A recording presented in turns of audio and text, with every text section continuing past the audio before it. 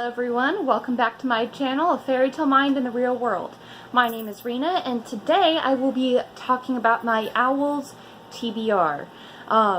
So technically this was a reading challenge that was supposed to take place in March, but I didn't know about it then. Sorry, Pippi just needs attention all the time. Anyways, the Owls Readathon is something that happens in March, and then you do your NEWTs in August, but I didn't know about this in March, so I want to do it now so I can get my profession completed, I guess you could say. So in the video that was done, I totally spaced on the name. Should have written it down and I didn't. There you go, scatterbrained, that's me. So she said that you could still do owls. A lot of people like to do owls in July and then the NEWTs in August, June and July. Getting my month. No, it is July. I don't know where my brain is right now. It's Wednesday, but I'm off tomorrow, but then I work on Friday. And so I'm just here, there, and everywhere. Anyways, so this is going to be my Owls TBR. I realized that I'm doing this at the same time as the readathon, and none of the books are the same because I just like to torture myself. We'll just call it, I'm giving myself a good challenge. And sorry, Pippi's saying hi again. So, without further ado, let me go ahead and give you my to-do list. I have my handy-dandy notebook with everything written down so I can, highlight it and check it off as I go, and I know what I'm doing. So, the profession that I'm pursuing is owls, and in owls is librarian, because it sounds awesome and looks like a lot of fun. So, it's not like your typical librarian job either, according to the, they have this little pamphlet that has all the different professions that you can try for, and it's so cool and so detailed, and I love it so much. That's honestly part of what makes me like these things so much, is when there's stories and details that you can kind of play into, because I just think it's awesome. So I'm gonna try to be a librarian. It's a dangerous profession because books at wizarding, the wizarding community can be dangerous. So here we go. So for the profession of a librarian, for my owls, I need to do ancient runes, arithmancy, defense against the dark arts, history of magic, and transfigurations. So I have those for sure. And then if you want to get an outstanding on your owls, then you need to take 9 or more of the tests. And I'm an overachiever, so I decided that I would do extra ones because I can. Because I have a whole month, right?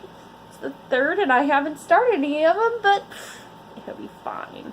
I actually want to read quite a lot of these, so this is just a good excuse to read them. Never mind, I still have a stack of library books or 2 that I need to read and all of that jazz.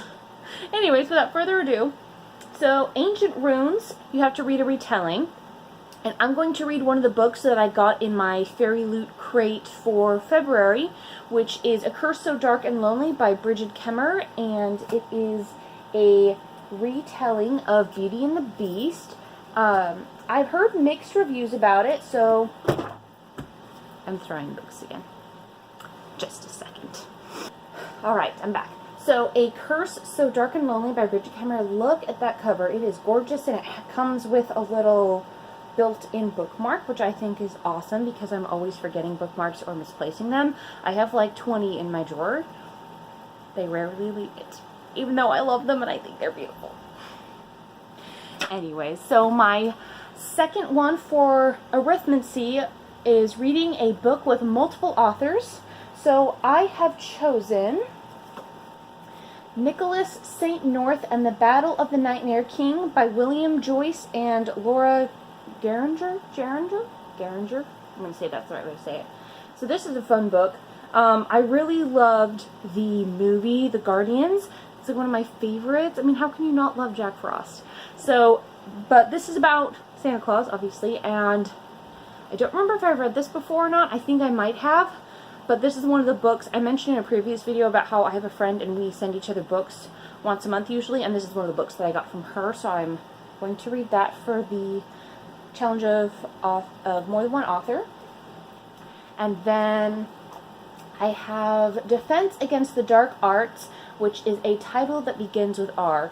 And I will make a note that not many of these are library books, because I can't guarantee that I'll have it or that I'll be able to read it. Like, if some places a hold and I can't read it in time, I just didn't want to worry about it. So these are all books I own, and I know I've said previously that I don't usually buy books that I haven't read before, but I have bought books that I haven't read before. Like, a friend on Facebook was selling some, so I just bought a bunch because they weren't very expensive, etc., etc. I do have books, like I said, that my friend has bought for me, other gifts, etc. So I do have good books here, like, at my house that I have not yet read. So this is a good excuse for me to read them. Anyways, so the title that begins with R is Rowan Hood, Outlaw of Sherwood by Nancy Springer. This is one of my favorites. I have read this before. I love it. I actually love the whole series. I think there's 3 other books besides this, because she forms her own, like, mini band, and then so there's stories with each of them as the main character. Like, it's consecutive, I'm fairly certain. So it starts with this, then it moves on, but it also has their backstory a little bit more intimately in the individual books that follow. So I really love this series. It's short, and I mean, like, the books are tiny, but it's so good. It's such a good series. You should totally check it out if you have not read these already. And the next section is History of Magic, and that is a book that was published 10 or more years ago. And this is a book I've read before. It's one of my absolute favorites. And I was so happy when I found out it was published in 2007, because it's a retelling of Cinderella by Cameron Doakey. I cannot express how much love I have for this book. It is one of the best retellings. It's just so, it's so good. It is so good. I can't even describe it. Go read it. You have to read it. I don't care. Just go read it. Anyways, it's not a long book. And again, it's the story of Cinderella. So, well, you think you might know it, but you don't actually know it when you read this book. So, check that one out. And then, for the last of the required books in order to go on to NEWTs for the profession of librarian, I have the Transfigurations, which is a book with sprayed edges or a red cover. And ironically, this book technically covers both of them because the hardcover part is red. I will give you proof. See? Red. So I think that's kind of fun. This is the only book, sorry, I'm letting my phone dip, wow. This is the only book I've ever owned with sprayed edges, and it's one that came in the Fairy Loot box of May. It's The Beholder by Anna Bright, and I'm really excited to read this actually because I did kind of go over this a little bit in my Fairy Loot box review if you want to go look at that. But basically this is a story about a girl who she's supposed to propose to a guy, and then it kind of ends in rejection and she gets humiliated publicly. So her stepmother sends her off and says she can't come back basically until she is has a husband, and she goes around and so she has to go travel and meet all these dudes and basically see if she wants to marry one of them. And apparently, which isn't reflected on the actual book, but on the little Fairy Loot card, it said that all of the guys are based off of mythical, like, fairy tale figures. So I'm really excited to figure out who they are. That's one I'm really excited to read. So I finally have, you know, an excuse to read it. Like, I feel like I'm going to do pretty good with being required to read it. Because it's not college, so it's not like I'll, you know, fail if I don't read it, but it is something I actually want to read, which really helps. Okay, so the next one is just to get the outstanding achievement for owls. So there are 4 books in this section, and for the first one I chose Astronomy, which needs a star in the title, which makes sense, and I chose Across a Star-Swept Sea by Diana Peterfrund. I think that's how you say it. This is a retelling of The Scarlet Pimpernel, and it's freaking awesome. I really enjoy it. The only thing about this book series, there's another one that's written before it that is a retelling of Persuasion, if I remember correctly. The only thing is that, well, I caught that, ninja reflexes, and it wasn't even on camera. woe is me. Anyways, so the first one for Darkness Shows the Stars was pretty good, but I found them both confusing in the language that they used because it's kind of hard to explain without spoiling it. But basically, wars kind of destroyed civilization, and there was a thing where you're not supposed to use genetic manipulation anymore, and it's just, it can get a little confusing. So just be warned that if you do go into that, I love this book, but it can take a little, like, you might have to reread a few sections to kind of get it. And even then, I read this book first before I read the other one, and I still found the other one really confusing because they use different language, because they're on two, I don't want to spoil either one. They're different. They're set in different, they're in the same world but kind of different places, so they view things differently. So it's kind of confusing when you're reading both of them. But I definitely enjoyed them, so I definitely recommend it. Just be aware you're going to get confused. Okay, and then for Care of Magical Creatures, which needs to have a land animal on the cover, I chose Deerskin by Robin McKinley. This is one of my favorite books of hers. It's really good. It's a retelling, I believe, of Allerlura. I don't know if that's a fairy tale that many people have heard of, but basically what happens is a king is married to the original fairy tale is where the king is married to the most beautiful woman in the world. She ends up getting sick and dying, and on her deathbed she makes him promise not to marry anyone who is not as beautiful as her. He promises yes. Then he wants his daughter to marry like an old, some cases he wants his daughter to marry him, which is gross. Or he wants his daughter to marry like a very old, like, well-positioned councilman, and she doesn't want to do it regardless. So she tells him she'll only do it if he can make her a dress that looks like sunlight, a dress that looks like starlight, and then a dress with a piece of every single animal in the kingdom. So it doesn't take her, he's able to do it. Somehow he's able to get all these dresses made. So she ends up running away, and then she gets found by a prince, because I think it's a wild animal because of all she hides in the pelt, in the dress made of pelts, and a prince in another kingdom, his party finds her, they take her back, she works in the kitchen, and then she ends up catching the prince eventually, and she marries him. So that was the first thing that came to mind when I read this. It's not exactly the same, and I feel like there might be another tale, or maybe just Robin McKinley doing her amazing work and just coming up with it all on her own. But there are a couple triggers in here. She is, and I don't care if this is a spoiler, sorry, but she does get raped by her father. It's not in detail, but it is there, and she has to deal with the aftermath of it. She also is impregnated with his child and miscarries it, so just a heads up that is in there if you read this. I've read it, I think I read it once or twice, maybe all the way through, and I usually just skip the beginning part now and begin with the part where she escapes from her father, because I don't like the part before that. But I will read the whole book for the challenge, like a good challenge person.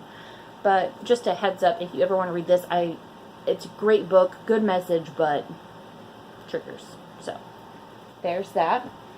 Then I have Herbology with a plant on the cover. So I know this is gonna be cheating, but I really want to read this book, and this is what I'm going to choose.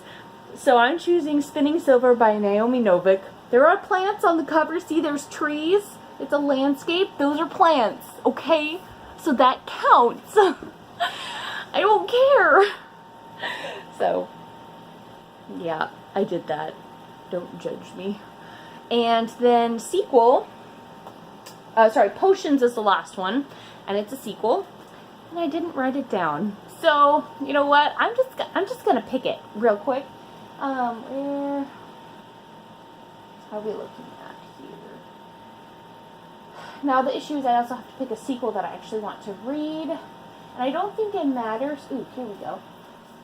This is a sequel to Truth Teller's Tale by Sharon Shin. So it is a story about, it's set in this world. Sharon Shin does a really good job. It's set in this world where there are people who are called secret keepers, then there's truth tellers, and then there are dream keepers. And basically they each have special powers. The secret keeper will keep a secret, and you'll be drawn to them and know that you can instinctively tell them a secret.